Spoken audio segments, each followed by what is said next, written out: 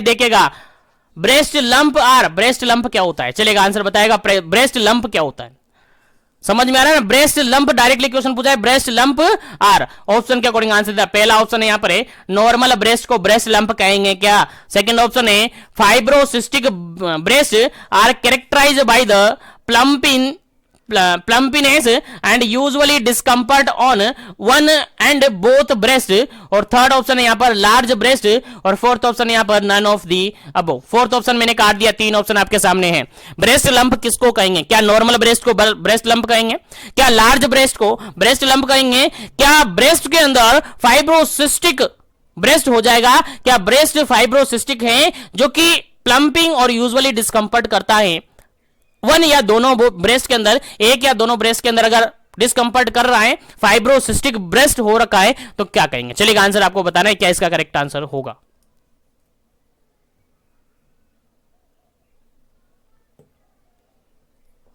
चलिएगा यहां पर अगर बिल्कुल करेक्ट आंसर की अपन बात करें, बिल्कुल करेक्ट आंसर की अपन बात करें तो वहां पर बिल्कुल करेक्ट आंसर होता है ब्रेस्ट लंप क्या होता है।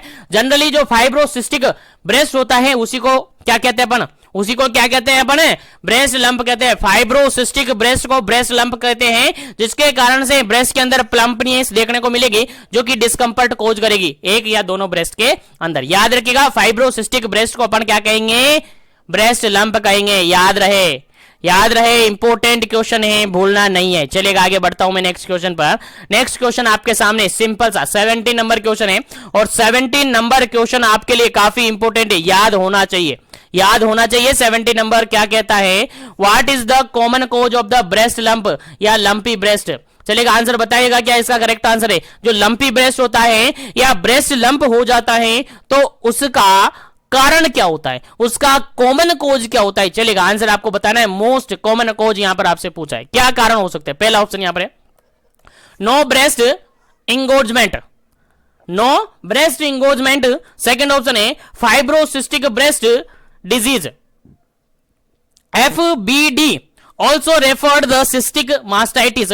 थर्ड ऑप्शन यहां पर एक्सक्लूसिव ब्रेस्ट फीडिंग, और फोर्थ ऑप्शन यहां पर नन ऑफ दी अबो। चलेगा बताएगा जो लंपी ब्रेस्ट डेवलप होता है, ब्रेस्ट लंप डेवलप होता है, वो किसके कारण से होता है, क्या उसका कारण होता है। क्या ब्रेस्ट फीडिंग नहीं करवाएंगे तब होगा, क्या एक्सक्लूसिव ब्रेस्ट फीडिंग करवाएंगे तब होगा, या फिर क्या उसके अंदर फाइब्रोसिस्टिक डिजीज हो जाएगी तब होगा। चलेगा आंसर आपको देना है फटाफट से, क्या इसका करेक्ट आंसर होगा।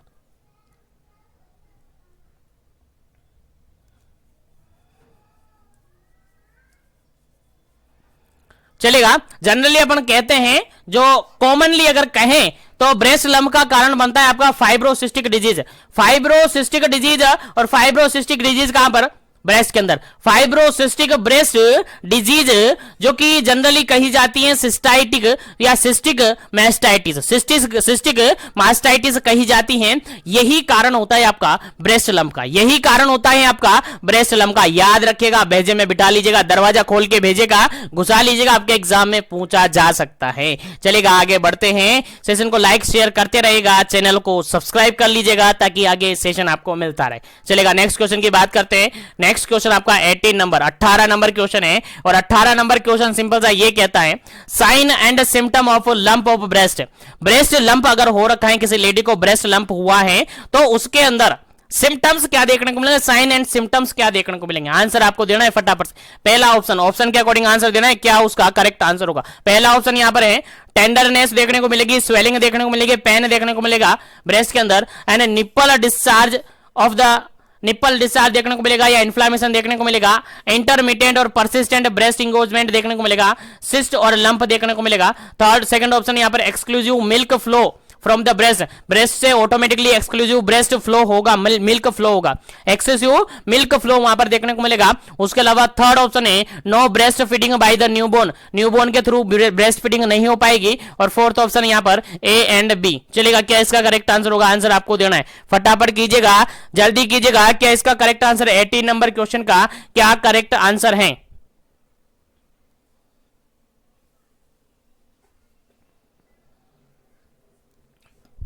चलेगा इस क्वेश्चन का अगर बिल्कुल करेक्ट आंसर अपन देते हैं, 18 नंबर क्वेश्चन का बिल्कुल करेक्ट आंसर अपन देते हैं, तो ऑप्शन नंबर फर्स्ट बिल्कुल करेक्ट आंसर होता है।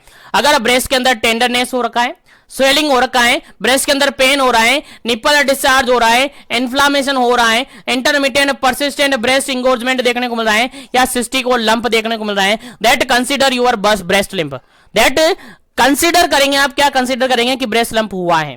क्या क्या टेंडरनेस देखने को मिलेगा, और क्या देखने को मिलेगा, पेन देखने को मिलेगा, स्वेलिंग देखने को मिलेगी, निप्पल डिस्चार्ज हो रहा होगा, या फिर परसिस्टेंट ब्रेस्ट इंगोर्जमेंट वहां पर देखने को मिलेगा, या फिर सिस्ट और लंप देखने को मिलेगा। तो आप डायरेक्टली कह देंगे कि क्या है, ब्रेस्ट लंप है। क्या कह देंगे डायरेक्टली, क्या है, ब्रेस्ट लंप है। उम्मीद है समझ में आ गया होगा, तो याद रहेगा। चलिएगा आगे बढ़ते हैं नेक्स्ट क्वेश्चन पर, आगे बढ़ते हैं नेक्स्ट क्वेश्चन पर। और नेक्स्ट क्वेश्चन काफी सिंपल सा, काफी इजी सा क्वेश्चन है, समझ में आ जाना चाहिए, भेजे में बिठा लेना चाहिए। 19 नंबर क्वेश्चन कहता है sign and symptom of mastitis are except करके पूछा है कि मास्टाइटिस के सभी ऑप्शन साइन एंड सिम्टम हैं, लेकिन एक ऑप्शन है जो कि मास्टाइटिस का साइन एंड सिम्टम नहीं है। चलेगा आंसर आपको बताना है फटाफट से, क्या इसका करेक्ट आंसर है। पहला ऑप्शन है यहां पर फीवर, मास्टाइटिस के अंदर फीवर आता है कि नहीं आता है।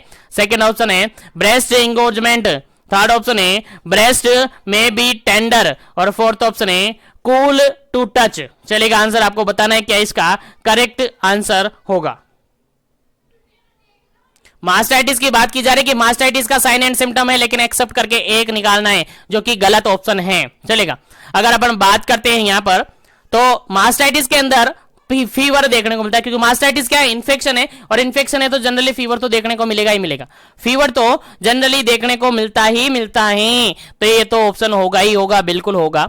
उसके अलावा ब्रेस्ट इंगोर्जमेंट देखने को मिलेगा, बिल्कुल मास्टाइटिस है तो ब्रेस्ट इंगोर्जमेंट देखने को मिल सकता है, बिल्कुल ये भी यहां पर हो सकता है, बिल्कुल सही ऑप्शन है। उसके अलावा अगर बात करें ब्रेस्ट में भी टेंडर, ब्रेस्ट के अंदर टेंडरनेस होगी, हाँ बिल्कुल ब्रेस्ट के अंदर टेंडरनेस हो सकती है, ब्रेस्ट के अंदर टेंडरनेस हो सकती है, लेकिन बात करें कूल ब्रेस्ट होगा, नहीं होगा, कूल नहीं लगेगा। अगर हम टच करेंगे तो वो वार्म लगेगा, कैसा लगेगा, वार्म तो हमें लगेगा, गर्म लगेगा, ठंडा नहीं लगेगा। तो कूल टू टच करने पर कूल नहीं लगेगा, कैसा लगेगा, वार्म लगेगा, गर्म लगेगा। तो इसका करेक्ट आंसर क्या होता है, ऑप्शन नंबर डी, जो कि इसका ऑप्शन नहीं है, इसका क्लिनिकल फीचर नहीं है। तो इस क्वेश्चन का राइट आंसर डी ऑप्शन हो जाएगा, कूल टू टच, बिल्कुल करेक्ट आंसर हो जाता है इस क्वेश्चन का ऑप्शन नंबर डी। चलेगा आगे बढ़ते हैं नेक्स्ट क्वेश्चन पर। नेक्स्ट क्वेश्चन आपके सामने काफी इजी सा, काफी सिंपल सा क्वेश्चन, सिंपल सा कह रहा है what is the meant by the pelvic pain. Pelvic pain से आप क्या समझते हैं, पेल्विक पेन क्या होता है। चलिएगा आंसर आपको बताना है, पेल्विक पेन से आप समझते क्या है, फटाफट से आंसर दीजिएगा। पेल्विक पेन के बारे में आप क्या जानते हैं, फटाफट से आंसर दीजिएगा। पहला ऑप्शन यहां पर देखिएगा, pelvic pain is a common symptom in gynaecology and present in acute और in chronic form, it is a symptom of the underlying disorder. देखिए क्रोनिक पेन सिंपल सा कहा है यहां पर, सेकंड ऑप्शन यहां पर pelvic pain is common disease in gynaecological condition, it present only acute condition, it present only acute condition. और third option यहां पर सिंपल सा क्या कहा जा रहा है, देखिएगा थर्ड ऑप्शन यहां पर सिंपल सा कहा जा रहा है कि pelvic pain is a diagnosis in gynaecology, gynaecological के अंदर या डायग्नोसिस किया जाता है, present in only chronic form. और डी ऑप्शन यहां पर नन ऑफ दी अबव। पहले आप आंसर दीजिएगा, फिर इसका करेक्ट आंसर आपको बताया जाएगा। पेल्विक पेन से आप क्या समझते हैं, पेल्विक पेन से आप क्या समझते हैं, जल्दी से आपको आंसर देना है, क्या इसका करेक्ट आंसर होगा।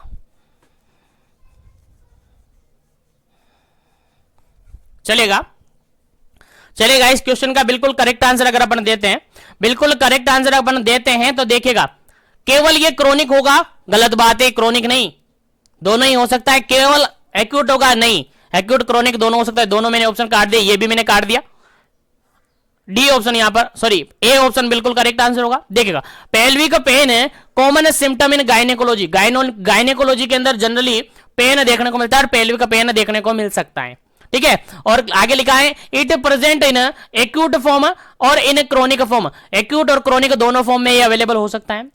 और इसका कारण क्या हो सकता है, अंडरलाइनिंग डिसऑर्डर, उससे रिलेटेड पेल्विस से रिलेटेड अगर कोई डिजीज हो रखी है कि कोई मेडिकल कंडीशन है तो उसके कारण से ये देखने को मिल सकता है। यानी it is the symptom of N underlying disorder, यानी उससे रिगार्डेड जो भी डिसऑर्डर है जिसके कारण से पेन देखने को मिला है, that is your answer is option number first. Option number A बिल्कुल करेक्ट आंसर है कि ये गायनेकोलॉजिकल कंडीशन है, गायनेकोलॉजिकल सिम्टम्स देखने को मिलते हैं और ये क्रोनिक और एक्यूट दोनों फॉर्म मिल सकता है, जरूरी नहीं है एक्यूट ही मिले, जरूरी नहीं है क्रोनिक ही मिले, ठीक है, एक्यूट और क्रोनिक दोनों में मिल सकता है और ये जो भी अंडरलाइनिंग डिसऑर्डर है उसके कारण से ये देखने को मिल जाते हैं। तो बिल्कुल करेक्ट आंसर क्या होता है आपका? ऑप्शन नंबर ए बिल्कुल करेक्ट आंसर हो जाता है। उम्मीद है समझ में आ गया होगा। तो आगे बढ़ते हैं नेक्स्ट क्वेश्चन पर। नेक्स्ट क्वेश्चन आपके सामने काफी इंपोर्टेंट है, 21 नंबर क्वेश्चन। 21 नंबर क्वेश्चन कहता क्या है, देखिएगा। Investigation required to the diagnosis acute pelvic pain. Acute pelvic pain को डायग्नोस करने के लिए क्या क्या डायग्नोसिस टेस्ट आप करेंगे, कौन कौन सा इन्वेस्टिगेशन आप करेंगे? Investigation required to the diagnosis of acute pelvic pain. Acute pelvic pain को डायग्नोस करने के लिए आप क्या क्या करेंगे? ऑप्शन नंबर फर्स्ट यहां पर है, ऑप्शन नंबर फर्स्ट यहां पर है, देखिएगा। पहला ऑप्शन है यहां पर ब्लड, कंप्लीट ब्लड या haemogram microscopic examination and culture करेंगे। सेकंड ऑप्शन है यहां पर इम्यूनोलॉजिकल टेस्ट ऑफ प्रेगनेंसी करेंगे, अल्ट्रासोनोग्राफी करेंगे, एक्सरे एब्डोमेन एक्सरे करेंगे, सोनोग्राफी करेंगे, ट्रांसवेजाइनल सोनोग्राफी करेंगे। सी ऑप्शन है ए एंड बी करेंगे और डी ऑप्शन है नन ऑफ दी अबव करेंगे। चलेगा, क्या इसका करेक्ट आंसर है? कौन सा टेस्ट आप करेंगे? अगर एक्यूट पेल्विक पेन देखने को मिल रहा है लेडी को, अगर लेडी को एक्यूट पेल्विक पेन देखने को मिल रहा है तो कौन सा इन्वेस्टिगेशन आप करवाएंगे, कौन सा इन्वेस्टिगेशन आप करवाएंगे? जल्दी से आपको आंसर देना है, क्या इसका करेक्ट आंसर होगा।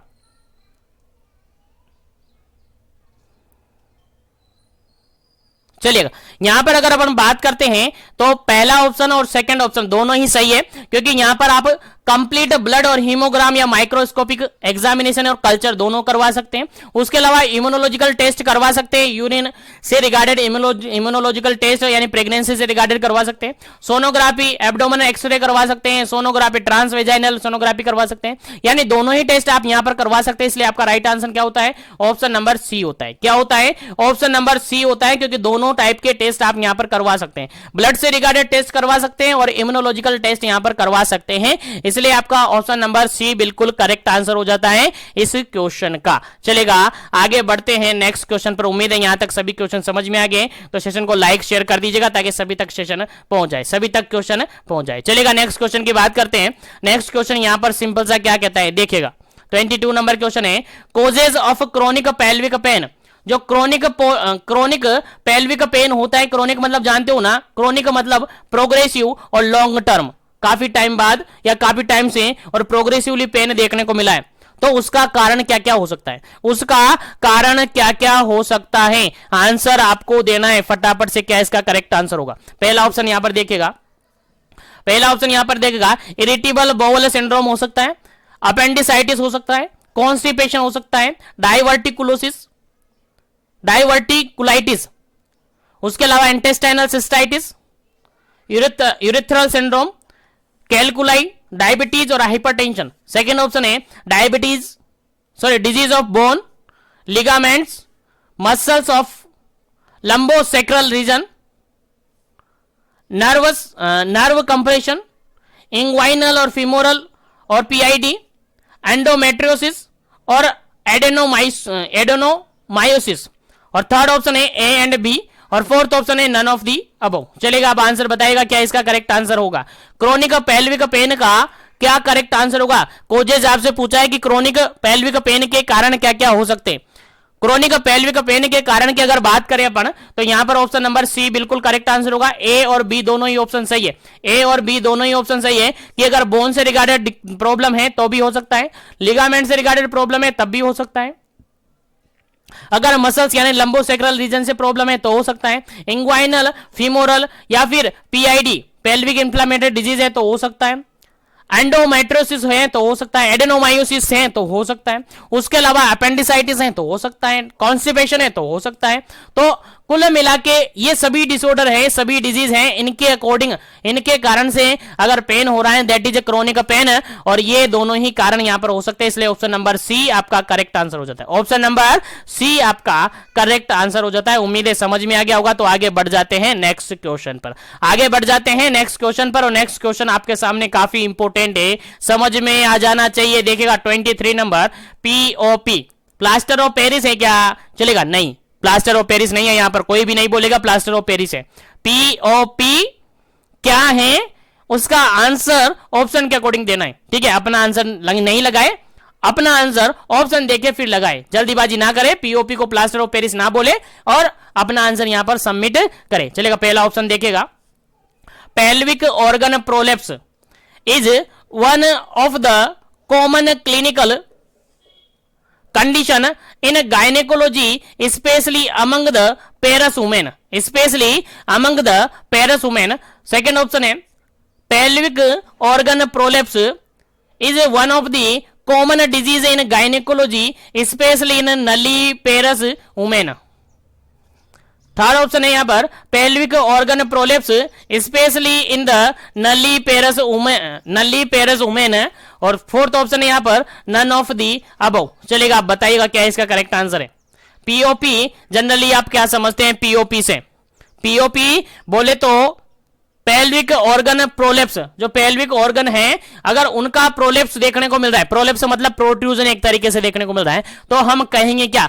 चारों ऑप्शन में से कौन सा ऑप्शन यहां पर गलत, सॉरी सही है? फोर्थ ऑप्शन में काट देता हूं, चलेगा, फोर्थ ऑप्शन यहां पर करेक्ट आंसर नहीं होगा।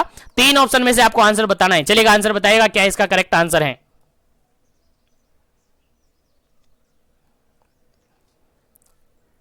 चलेगा, जनरली अगर अपन बात करें, जनरली अगर अपन बात करें तो ऑप्शन नंबर ए बिल्कुल करेक्ट आंसर होगा, क्योंकि जो पेल्विक ऑर्गन प्रोलेप्स होते हैं, जो पेल्विक ऑर्गन है उनका प्रोट्रूजन होता है जनरली नलीपेरस जो वुमेन है, नलीपेरस जो वुमेन है उनके अंदर देखने को नहीं मिलता है, मोस्ट काफी कम देखने को मिलता है, काफी कम, ठीक है। तो इसको अपन यहां पर आंसर नहीं मानेंगे। जनरली जो अगर पेल्विक ऑर्गन प्रोलेप्स होते हैं तो जनरली ये पेरस वुमेन के अंदर देखने को मिलता है, पेरस मतलब प्रेग्नेंट वुमेन के अंदर देखने को मिलता है, जो प्रेग्नेंट हो चुकी है उनके अंदर जनरली ये देखने को मिलते हैं। तो याद रखेगा, पेरस वुमेन के अंदर जनरली क्या होते हैं? पेल्विक ऑर्गन प्रोलेप्स देखने को मिलता है। तो pelvic organ prolapse is one of the common clinical condition in gynaecology, gynaecology के अंदर कॉमन क्लिनिकल कंडीशन है जो कि स्पेशली पेरस वुमेन के अंदर देखने को मिलती है। किसके अंदर? पेरस वुमेन के अंदर जनरली देखने को मिलती है। याद रखेगा, याद रखेगा, इंपॉर्टेंट क्वेश्चन है। ऑप्शन नंबर फर्स्ट बिल्कुल करेक्ट आंसर है, ऑप्शन नंबर फर्स्ट बिल्कुल करेक्ट आंसर है इस क्वेश्चन का। चलेगा, आगे बढ़ते हैं नेक्स्ट क्वेश्चन पर। नेक्स्ट क्वेश्चन आपका 24 नंबर क्वेश्चन है। 24 नंबर क्वेश्चन काफी सिंपल सर, काफी इंपॉर्टेंट है, काफी सिंपल सा और काफी इंपॉर्टेंट है, जनरली आपको याद होना चाहिए। देखिएगा, the uterus is normally placed in which position, जो आपका यूट्रस है यानी लेडी है, कोई फीमेल है, उसका यूट्रस है जनरली किस पोजीशन में रहता है? जनरली यूट्रस की पोजीशन कैसी रहती है? आंसर आपको बताना है, किस पोजीशन में आपका यूट्रस होता है, यानी लेडी का यानी फीमेल का यूट्रस होता है। आंसर देना है। पहला ऑप्शन है एंटी वर्टेक्स पोजीशन में होता है, सेकंड ऑप्शन है एंटी फ्लेक्स जो होता है, थर्ड ऑप्शन है antevert and anteflex दोनों ही होता है, और फोर्थ ऑप्शन है यहां पर नन ऑफ दी अबव होता है। चलेगा, आंसर आपको बताना है क्या इसका करेक्ट आंसर होगा, जल्दी कीजिएगा क्या इसका करेक्ट आंसर होगा, फिर उसके बाद आगे बढ़ेंगे अपन नेक्स्ट क्वेश्चन पर। चलिएगा, क्या इसका करेक्ट आंसर होगा? नॉर्मली जो यूट्रस होता है वो किस पोजीशन में सिचुएटेड होता है? आंसर आपको देना है, फिर आगे बढ़ेंगे अपन नेक्स्ट क्वेश्चन पर। चलेगा, अगर बात करें यूट्रस की, तो यूट्रस की जो पोजीशन होती है जनरली दोनों ही तरीके से होती है, यानी एंटी वर्टेक्स भी होती है और एंटी फ्लेक्शन भी होती है। एंटी वर्टेक्स और एंटी फ्लेक्स दोनों ही पोजीशन में होता है आपका uterus.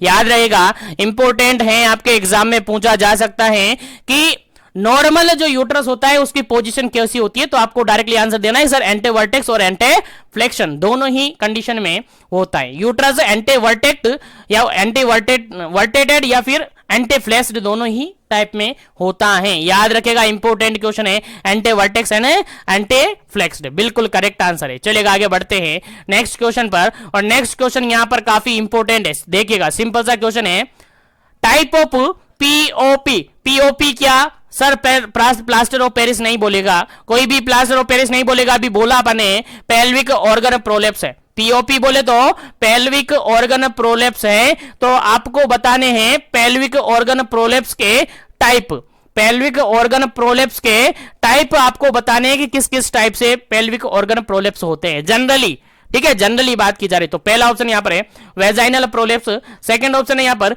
Uterine prolapse, third option है यहां पर रेक्टम प्रोलेप्स। चलेगा आंसर आपको बताना है क्या इसका करेक्ट आंसर होगा, ऑप्शन नंबर डी है यहां पर ए एंड बी। चलेगा आंसर दीजिएगा क्या इसका करेक्ट आंसर होगा। पीओपी के टाइप आपको बताने हैं किस टाइप से हो सकता है पीओपी। चलेगा यहां पर अगर बिल्कुल करेक्ट आंसर की अपन बात करें तो जनरली पीओपी की अगर अपन बात करें तो बेसिकली ये दो टाइप में होते हैं, बेसिकली दो टाइप में ये होते हैं।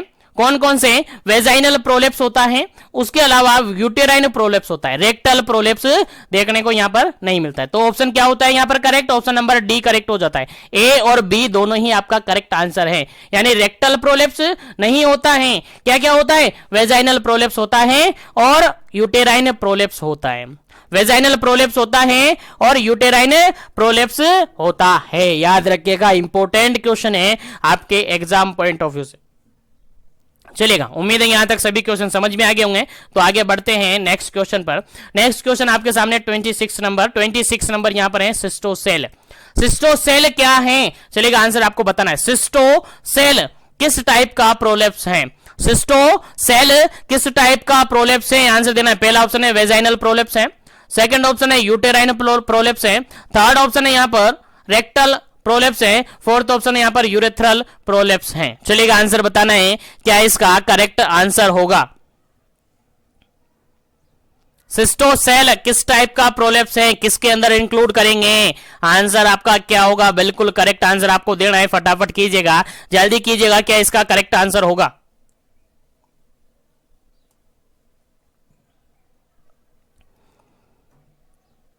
चलेगा, यहां पर अगर बिल्कुल करेक्ट आंसर की बात करें तो सिस्टोसेल जनरली वेजाइनल प्रोलेप्स होता है। सिस्टोसेल जनरली वेजाइनल प्रोलेप्स होता है, जिसके अंदर जनरली क्या होता है? ब्लैडर। क्या इंक्लूड हो जाता है? ब्लैडर। सिस्ट किसको कहते हैं? सिस्टाइटिस, याद है ना? Bladder, urinary bladder, urinary bladder that is vaginal prolapse, vaginal prolapse. और इसके अंदर भी जनरली अगर बात करें तो एंटीरियर वाल प्रोलेप्स, एंटीरियर वाल प्रोलेप्स की बात की जाएगी जब सिस्टोसेल की बात की जाएगी। याद रखेगा, इंपॉर्टेंट क्वेश्चन है। और यहां से कह दूं कि सिस्टोसेल होता है 2/3 पार्ट प्रोलेप्स होता है। कितना पार्ट प्रोलेप्स होता है? अपर 2/3। याद रखिएगा, इंपॉर्टेंट है, अपर 2/3 पार्ट यहां पर क्या होता है? प्रोलेप्स होता है। सिस्टोसेल में अपर 2/3 पार्ट क्या होता है?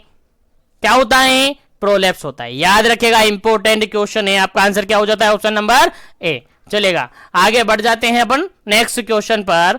आगे बढ़ जाते हैं नेक्स्ट क्वेश्चन पर। नेक्स्ट क्वेश्चन आपके सामने 27 नंबर क्वेश्चन है। 27 नंबर क्वेश्चन सिंपल सा क्या पूछा जा रहा है, आंसर आपको देना है। और जो भी कनेक्टेड है अभी क्लास में, सेशन को लाइक शेयर कर दीजिएगा। और जो भी चैनल पर पहली बार विजिट करता है, चैनल को जरूर से सब्सक्राइब कीजिएगा, ताकि आपको इसी तरीके से कंटिन्यू सेशन मिले और नोटिफिकेशन आप तक पहुंच जाए। चलेगा, नेक्स्ट क्वेश्चन की बात करते हैं।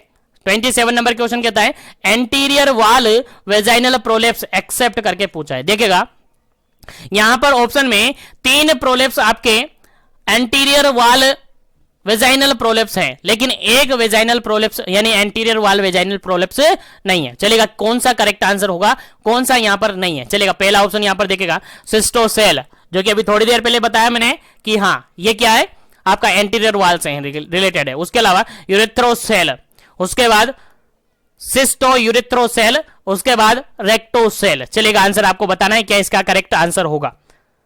आंसर आपको बताना है क्या इसका करेक्ट आंसर होगा। एंटीरियर वाल्व की बात की जा रही है, वेजाइनल प्रोलेप्स की बात की जा रही है, उसके अंदर एंटीरियर वाल्व की बात की जा रही है, और गलत आंसर आपको ढूंढना है, यानी कि जो कि वो ऑप्शन है जो कि एंटीरियर वाल्व प्रोलेप्स के अंदर नहीं आता है। तो देखिएगा, यहां पर पहला ऑप्शन सिस्टोसेल बिल्कुल एंटीरियर वाल्व के अंदर आता है, यूरेथ्रोसेल ये भी कहां आता है? एंटीरियर वाल के अंदर आता है। और ये दोनों का कॉम्बिनेशन सिस्टो और इरिथ्रोसेल दोनों ही आता है, बिल्कुल ये गलत आंसर है, ये गलत ऑप्शन है। और आंसर क्या होता है आपका? यही होता है, सिस्टोसेल यूरिथ्रोसेल और यूरिथ्रोसिस्टोसेल ये तीनों क्या आते हैं, एंटीरियर वाल के अंदर आते हैं, लेकिन रेक्टोसेल है ये पोस्टीरियर वाल के अंदर आते हैं। कहां आता है जी, पोस्टीरियर वाल के अंदर आता है, याद रखिएगा पोस्टीरियर वाल के अंदर आता है। एंटीरियर वाल के अंदर ये तीनों आते हैं, सिस्टोसेल, यूरिथ्रोसेल और सिस्टो यूरिथ्रोसेल, लेकिन रेक्टोसेल क्या आता है आपका, कहां आता है, पोस्टीरियर वाल के अंदर आता है। याद रहे, भूलना नहीं है। चलेगा, आगे बढ़ते हैं नेक्स्ट क्वेश्चन पर। चलेगा, अब आंसर आपको देना है, यहां से क्वेश्चन आपके एग्जाम में पूछा जा सकता है। क्वेश्चन आपसे सिंपल सा ये कहा गया है, सिस्टोसेल होता क्या है। चलेगा, आंसर दीजिएगा, सिस्टोसेल होता क्या है, सिस्टोसेल का मतलब क्या होता है, सिस्टोसेल एक्चुअली में होता क्या है, कौन सा ऑर्गन यहां पर प्रोलेप्स होता है, किसके अंदर यहां पर हर्निएशन देखने को मिलता है। चलेगा, आंसर दीजिएगा। पहला ऑप्शन देखेगा यहां पर क्या आंसर, पहला ऑप्शन क्या है, पहला ऑप्शन है formed by the laxity and descend of the upper 2/3 of anterior vaginal valve and bladder will herniated through the legs anterior wall। ठीक है, सिंपल सा क्वेश्चन, समझ में आ गया होगा। नेक्स्ट क्वेश्चन, नेक्स्ट ऑप्शन की बात करें, when there is laxity in a lower third of the anterior vaginal wall and urethral herniated through it। Third option है laxity of the middle third of the posterior vaginal wall and adjacent rectovaginal septum and result herniated of the rectum through the legs area। उसके अलावा fourth option की अगर बात करें, none of the above. चलेगा, अब answer आपको बताना है, रेक्टोसेल, सॉरी सिस्टोसेल की बात की जाए, सॉरी सिस्टोसेल की बात की जा रही है, सिस्टोसेल से रिगार्डेड क्या ऑप्शन यहां पर करेक्ट आंसर है। सिस्टोसेल मतलब क्या होता है, सिस्टोसेल मतलब क्या होता है, अभी थोड़ी देर पहले मैंने आपको बताया था सिस्टोसेल क्या होता है।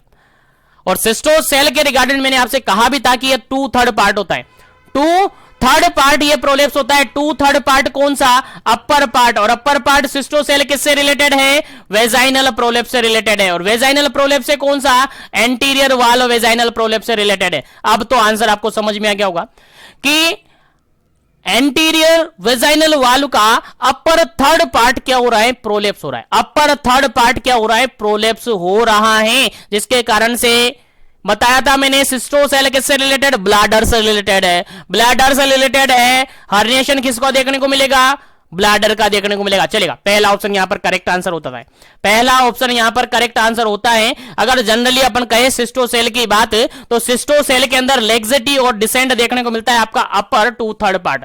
कौन सा, अपर 2/3 पार्ट के अंदर यहां पर लेग्जेटी और डिसेंट देखने को मिलता है। कहां पर, एंटीरियर वाल है, एंटीरियर वेजाइनल वाल है, जिसके कारण से हर्निएशन देखने को मिलता है। कहां पर, ब्लेडर के अंदर, कहां पर, लेग्स एंटीरियर वाल के अंदर। याद रखिएगा, इंपॉर्टेंट क्वेश्चन है, उम्मीद है समझ में आ गया होगा। सिंपल सा पार्ट इतना याद रखना है आपको। सिस्टोसेल की अगर बात की जाए, सिस्टोसेल की अगर बात की जाए तो सबसे पहला काम आपका है कि ये एंटीरियर वाल का पार्ट है, एंटीरियर वाल्व प्रोलेप्स यहां पर होगा। कौन सा पार्ट, एंटीरियर वाल्व प्रोलेप्स होगा। उसके बाद बात की जाए सिस्टोसेल, सिस्टोसेल डायरेक्टली रिलेटेड होता है आपका ब्लैडर से। ब्लैडर कहां पर होता है, ऊपर होता है, तो अपर पार्ट। ब्लैडर कहां पर होता है, ऊपर होता है, अपर पार्ट होता है। और सबसे बात अगर अपन इंपॉर्टेंट बात याद रखें तो 2/3 पार्ट या डिसेंड होता है। कितना, 2/3 पार्ट डिसेंड होता है। तो सिंपल सा कह सकते हैं सिस्टोसेल कब होता है, इसमें लेग्जेटी आती है, डिसेंड होता है अपर पार्ट, वो भी कितना, 2/3 पार्ट, और एंटीरियर वाल होता है, और ब्लैडर इसके अंदर क्या होता है, हर्निएटेड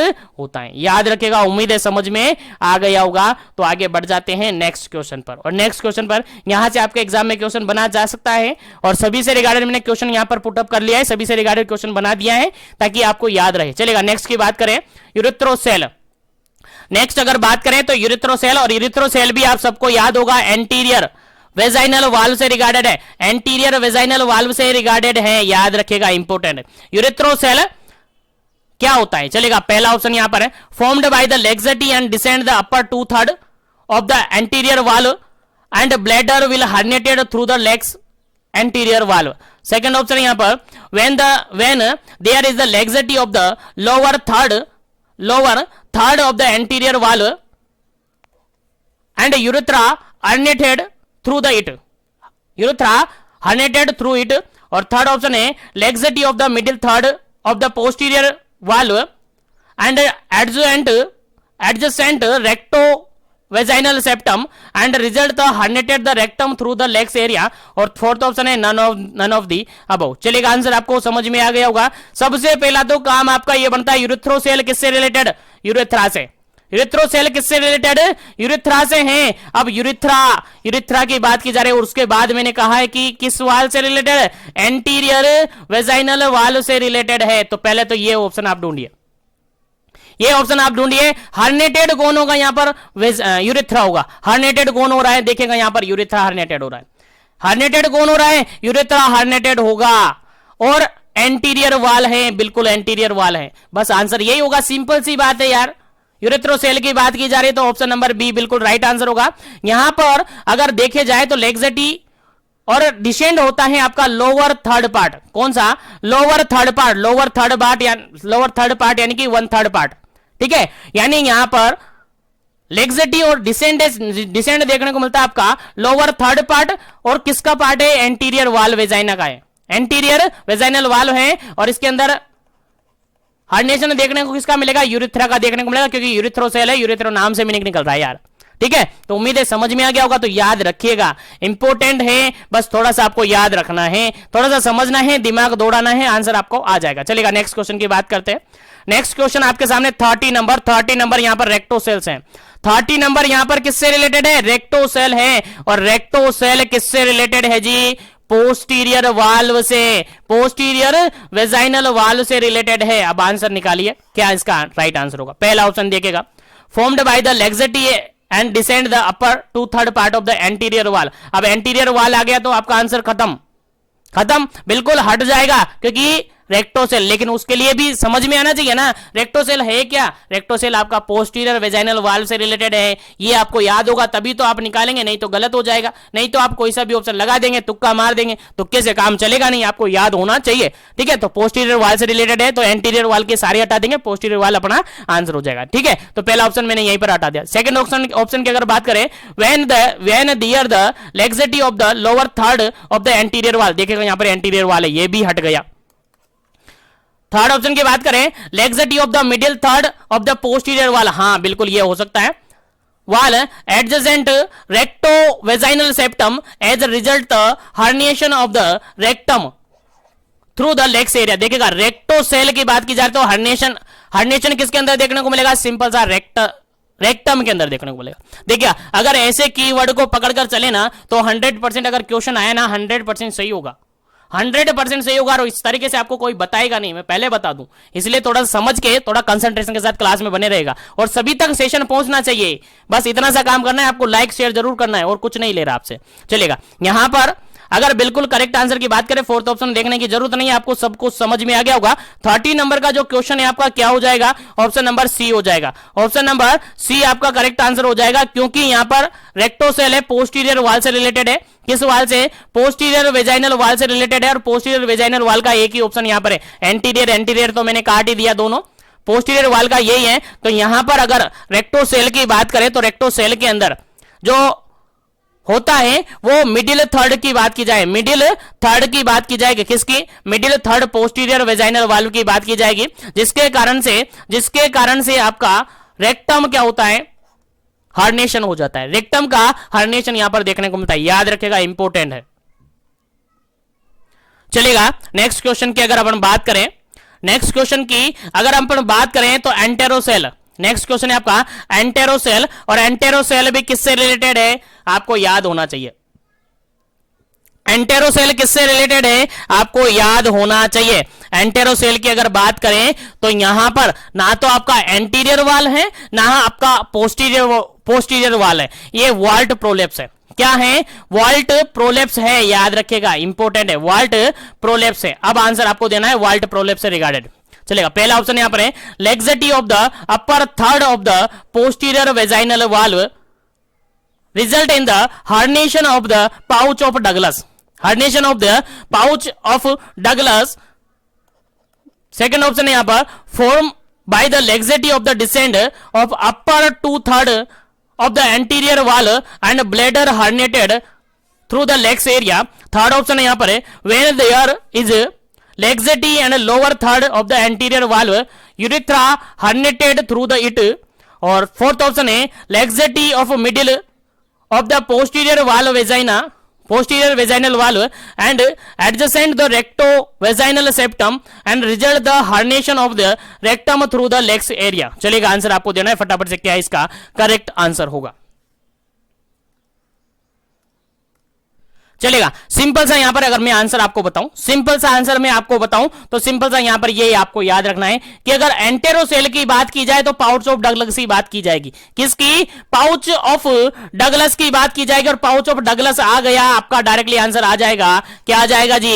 एंटेरोसेल आ जाएगा। यहां पर जनरली अपन कहे ना तो अपर थर्ड पार्ट पोस्टीरियर वेजाइनल वाल के अंदर ही आता है, और posterior vaginal third posterior vaginal part के अंदर, पोस्टीरियर वेजाइनल वाल्व के अंदर अगर अपर थर्ड पार्ट अगर क्या हो जाता है, लैक्सेटिव हो जाता है, डिसेंड हो जाता है, तो उसके कारण से आपका जो पाउच ऑफ डगलस है ना उसके अंदर क्या होता है? हर्निएशन देखने को मिलता है। क्या देखने को मिलता है? हर्निएशन देखने को मिलता है। तो इस क्वेश्चन का राइट आंसर क्या होता है? आपका ऑप्शन नंबर फर्स्ट हो जाता है। ऑप्शन नंबर फर्स्ट हो जाता है इस क्वेश्चन का राइट आंसर। उम्मीद है आप सबको याद है, उम्मीद है आप सबको याद रहेगा, उम्मीद है आप सबको याद होना चाहिए।